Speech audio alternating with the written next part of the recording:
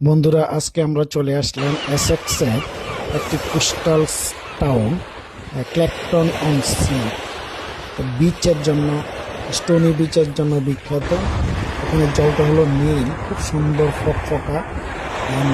সমুদ্রের মাঝখানে আবার মিল আছে, যেগুলো থেকে ইলেকট্রিসিটি তৈরি হয়।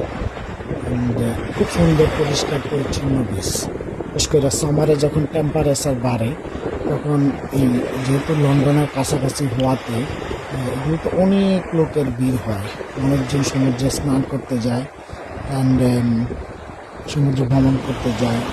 আসলে সমুদ্র ভ্রমণ তো অন্যরকম, এটা একটা রিফ্রেশমেন্ট, রিল্যাক্সিং বিষয়।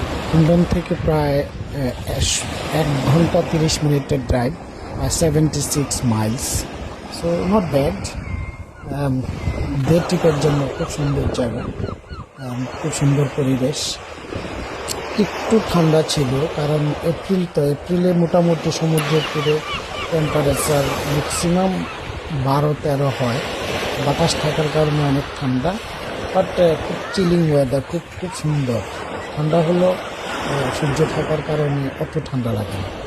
একটা আশ্চর্য বিষয় হলো, এপ্রিল পর্যন্ত মানুষজন বিচে খুব কম পাওয়া যায় সন্ধ্যার সময়। বাট যখন গরম আসে, সারা রাত্র মানুষ পড়ে থাকে বিচের মধ্যে, যে কী যে করে।